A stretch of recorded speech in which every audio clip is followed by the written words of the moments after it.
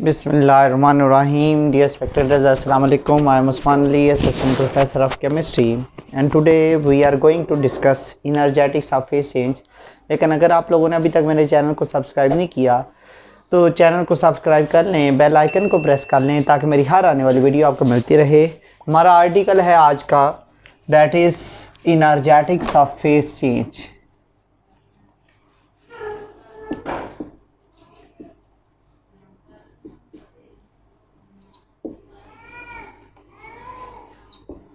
इनर्जेटिक्स of phase change में हम ये पढ़ेंगे कि what is called as enthalpy change.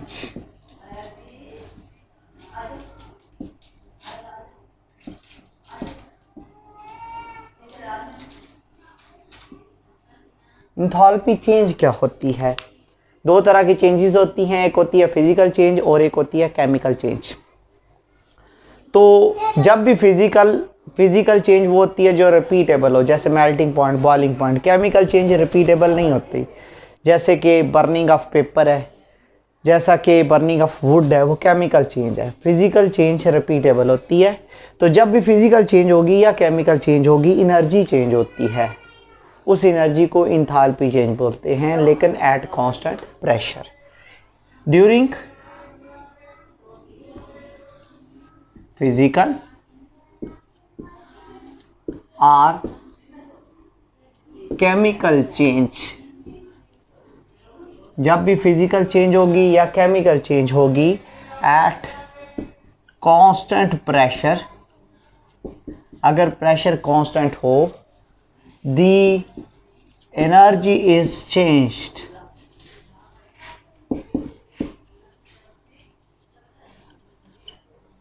Energy is changed, तो एनर्जी चेंज होती है। उस एनर्जी को क्या बोलते हैं? इज कॉल्ड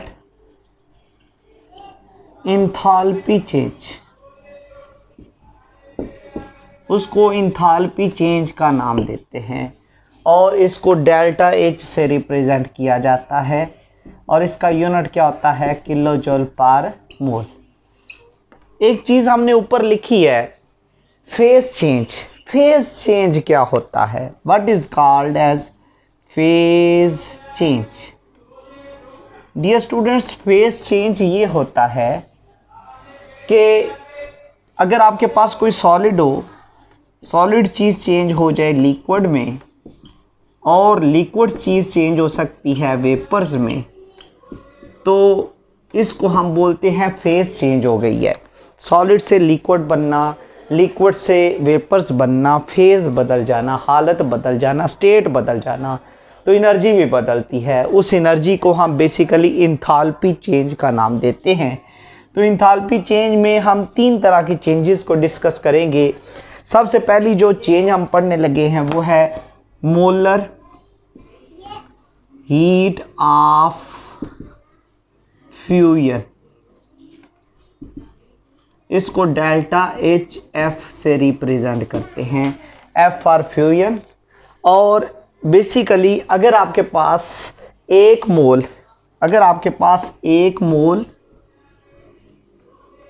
लिक्विड हो,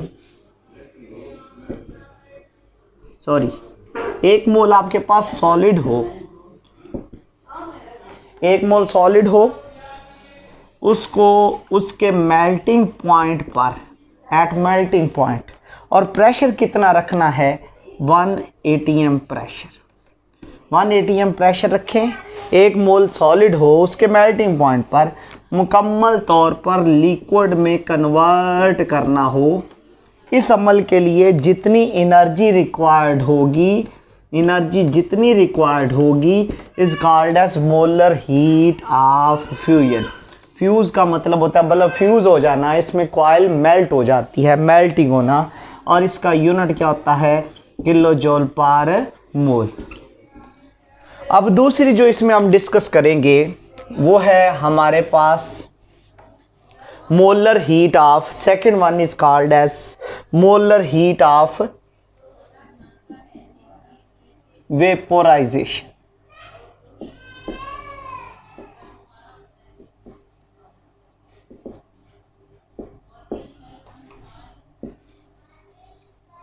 मोलर हीट ऑफ वेपोराइजेशन को किस से रिप्रेजेंट किया जाता है? डेल्टा एच वी से, और इसका भी यूनिट क्या होता है? किलो जूल पर मोल।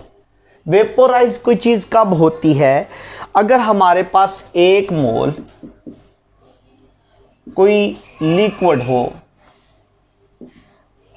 और उसको किस पर, वही चीज जो हमने पहले पढ़ी थी, 1 atm प्रेशर हो और उसके बॉइलिंग पॉइंट पर, मेल्टिंग पॉइंट पर नहीं, बॉइलिंग पॉइंट पर लिक्विड को मुकम्मल तौर पर वेपर्स में कन्वर्ट करना हो, उसके लिए जितनी हीट एनर्जी रिक्वायर्ड होगी, हीट एनर्जी जितनी रिक्वायर्ड होगी is called as molar heat of vaporization, और यूनिट क्या होगा?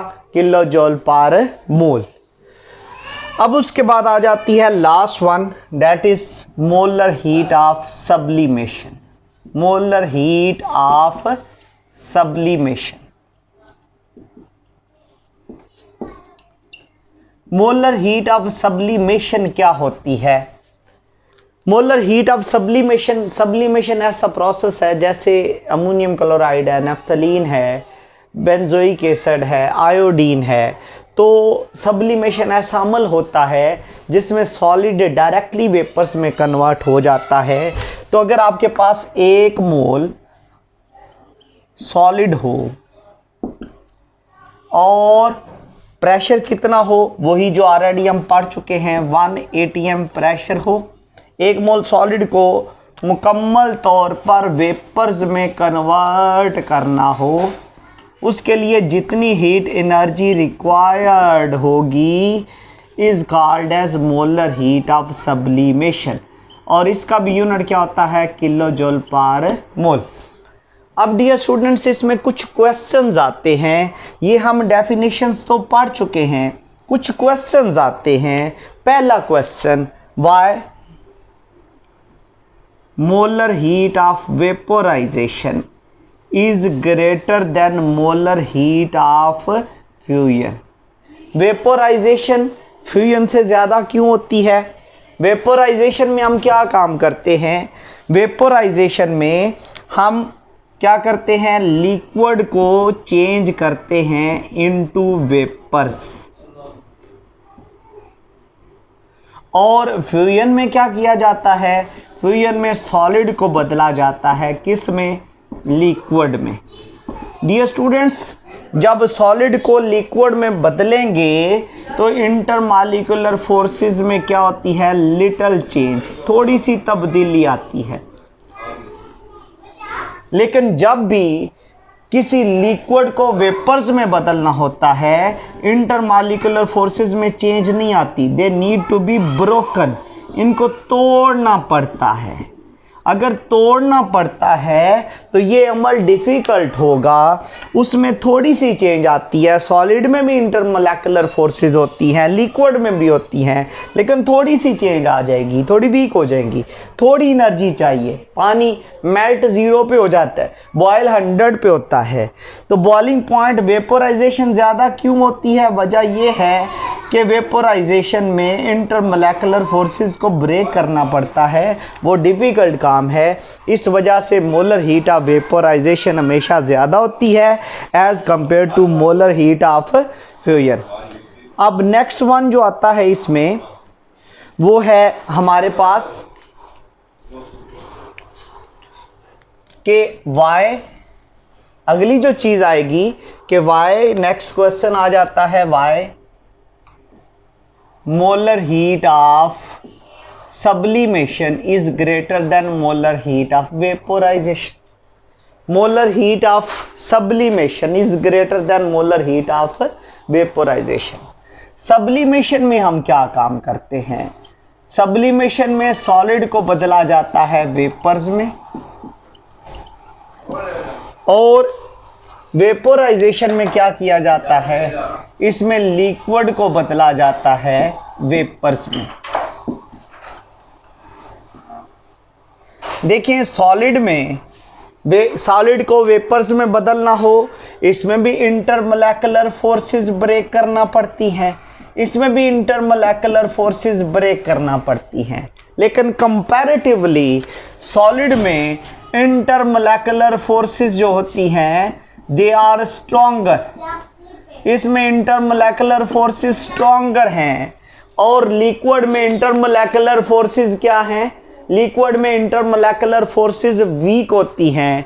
अगर स्ट्रॉन्गर होती हैं तो सॉलिड को वेपर्स में बदलना डिफिकल्ट होगा। इस वजह से मोलर हीट ऑफ सब्लिमेशन, जिसमें सॉलिड को ब्रेक करना है, और वो ज़्यादा होगी as compare to molar heat of vaporisation.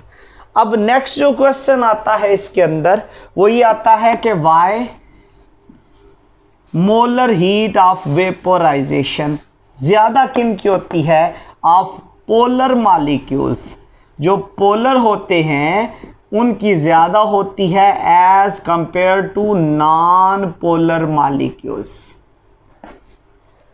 तो पोलर मॉलिक्यूल्स में डेफिनेटली इंटरमोलेकुलर फोर्सेस ज्यादा होती हैं और नॉन पोलर में इंटरमोलेकुलर फोर्सेस कम होती हैं। तो जितनी इंटरमोलेकुलर फोर्सेस ज्यादा होंगी पोलर मॉलिक्यूल्स की, उतनी मोलर हीट ऑफ वेपोराइजेशन ज्यादा होती है। जैसे कि एक पोलर मॉलिक्यूल है HCl, उसकी मोलर हीट ऑफ वेपोराइजेशन ज्यादा होगी। एक नॉन पोलर है मीथेन, उसकी मोलर हीट ऑफ वेपोराइजेशन कम होगी। वजह इसमें डाइपोल डाइपोल फोर्सेस हैं और उसमें कौन सी फोर्सेस हैं? लंदन डिस्पर्शन फोर्सेस हैं। तो इसका मतलब है कि उनको ब्रेक करना आसान होगा। और अगर हमारे पास इफ वी हैव ओनली, अगर हमारे पास सिर्फ क्या मौजूद हो? Non polar molecule. अगर हमारे पास सिर्फ नॉन पोलर होंगे तो नॉन पोलर में मोलर हीट ऑफ वेपोराइजेशन किस पे डिपेंड करती है? वो डिपेंड करेगी किस पर? साइज पर। जितना साइज बड़ा होगा, हाइड्रोकार्बन को ले लो, मीथेन की कम होगी, इथेन की ज्यादा होगी, प्रोपेन की और ज्यादा होगी। तो नॉन पोलर में जितना साइज बढ़ाते जाओगे, जैसे आप ले लो फ्लोरीन की कम है और आयोडीन की बहुत ज्यादा है मोलर हीट ऑफ वेपोराइजेशन, और मोलर हीट ऑफ सब्लिमेशन बहुत ज्यादा है। क्यों ज्यादा है? क्योंकि उसमें लंदन डिस्पर्शन फोर्सेस ज्यादा होती हैं। जितना साइज बड़ा होगा उतनी लंदन डिस्पर्शन फोर्सेस ज्यादा होंगी।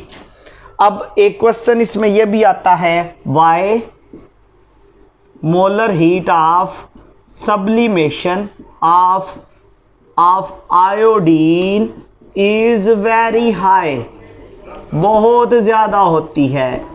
तो आपका जवाब ये होगा, इसकी मोलर हीट ऑफ सब्लिमेशन ज्यादा क्यों है? क्योंकि आयोडीन का साइज बड़ा है, उसमें लंदन डिस्पर्शन फोर्सेस बहुत स्ट्रांग होती हैं। और आज की जो लास्ट चीज है वो है आपके पास energetics of phase change and state of dynamic equilibrium. State of dynamic equilibrium.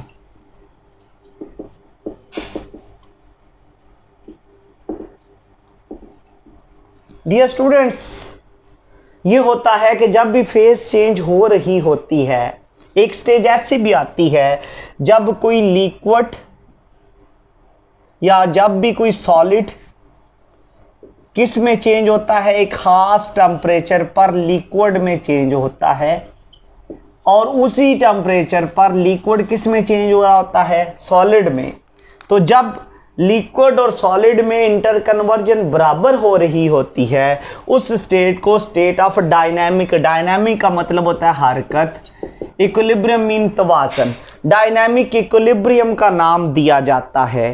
तो डायनामिक इक्विलिब्रियम, फॉर एग्जांपल आपके पास आइस है, 0 डिग्री सेंटीग्रेड पे आइस किस में बदल जाती है? वाटर में, जो कि लिक्विड स्टेट है, और 0 पे ही वाटर बदल जाता है किस में? आइस में। तो 0 डिग्री सेंटीग्रेड पर डायनामिक इक्विलिब्रियम तब होता है जब फॉरवर्ड और बैकवर्ड रिएक्शन बराबर हो रहे होते हैं। तो 0 डिग्री सेंटीग्रेड पर आइस में और वाटर में क्या आ जाता है? State of dynamic equilibrium. Dynamic कब आता है? जब forward and backward reaction take place at equal rate, उस स्टेट को क्या बोलते हैं? State of dynamic equilibrium. तो 0 डिग्री सेंटीग्रेड पर आइस और वाटर में क्या आ जाता है? Dynamic equilibrium. ये हमारा आज का आर्टिकल था, तो इसको हम डिस्कस करेंगे नेक्स्ट इंशाल्लाह ताला, आगे पढ़ेंगे। अल्लाह।